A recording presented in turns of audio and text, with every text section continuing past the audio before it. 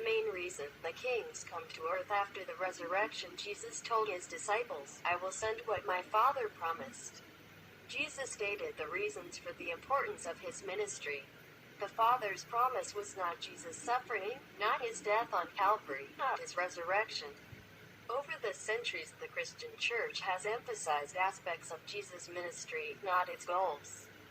The church people fooled about the main reason why Jesus endured suffering. Over the years, the church changed the meaning of the Father's promises to humans. Christianity has become a celebration of what Jesus did. Christians are so blind and ignorant, they don't try to find out the real reason why Jesus did it. The church has declared a message that Jesus never gave. The church has changed God's promise to become like Christians who will leave this earth and go to heaven. In fact, man is called to restore power over the earth through the Spirit of God who lives in him. As a result of centuries of deception, we worship Calvary, should benefit from it. Jesus' suffering, death, and resurrection were the means to achieve God's purpose on earth. The purpose of God the Father on earth is the reconciliation of mankind with the King, and the restoration of God's Spirit to mankind. The work of Jesus does not end with man himself. The church and Christians have made process a goal. The Father's promise is to reactivate the Spirit of God in humans as a result of being born alive, crucified, dead, buried, rising, life, ascending to heaven. Jesus. The reasons for the King's Son's arrival into the world are: 1. To destroy Lucifer's fortress. 2. Break the grip of human rebellion. And 3. Reconnecting humans with their King Father so that Earth's reign can be returned to humans as originally planned by God. The Spirit of God, the Holy Spirit, is what all humans need to conform to the King and fulfill God's purposes on earth. John the Baptist never emphasized the blood, death, or resurrection of Jesus.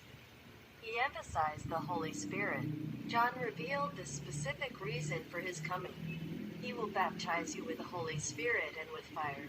Humanity does not need religion. We don't need rituals and traditions. Worship in the church building was never commanded by Jesus, because it was all futile. The proof: in nearly 21 centuries, what has the church produced on earth that God created for humans? The result: devastation. Why was it destroyed? Because humans lack knowledge as intended by Allah. Hosea chapter 4 verse 6: My people are destroyed because they do not know God. Because it was you who rejected that knowledge that I refused you to be my priest. And because you have forgotten the teaching of your God, I will also forget your children. Proverbs chapter 19 verse 2: Diligence without knowledge is not good. One who is in a hurry will make mistakes.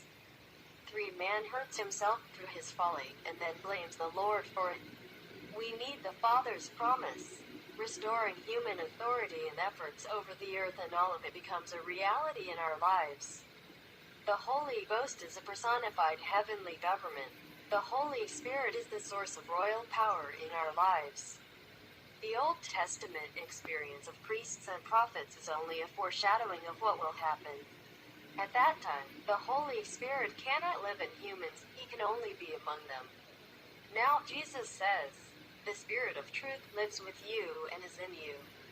Every miracle of Jesus, healing, walking on water, casting out demons, cleansing a leper, not for entertainment, not to make an impression, not to create religion or church synods or provide interesting material to preach on, not to cultivate wealth. The purpose of this miracle is to prove to the world that the kingdom spirit has returned to earth and soon resides in humans again. Before dying, Jesus gave many instructions to his disciples about God's rule over the earth. Everything I suffer so that the Holy Spirit lives in the lives of believers to rule the earth and everything in it. The essence of his message: I will leave you, but don't panic or worry. Heavenly government will return. He will be with you forever. He will never leave you. He is the Holy Spirit. Heavenly government on earth. The illustration of the return of the reign of heaven on earth occurs at Jesus' death. The curtain in the holy temple was split, indicating that Jesus had made the provisions of mankind to be holy and receive the Holy Spirit once again. The Holy Spirit is no longer separated from humans. The blood sacrifice of Jesus is the way the Holy Spirit is again at home in mankind, giving direct access to the King. The King's reign on earth is directly controlled by the King himself. The implementation of God's government on earth is man with the Holy Spirit.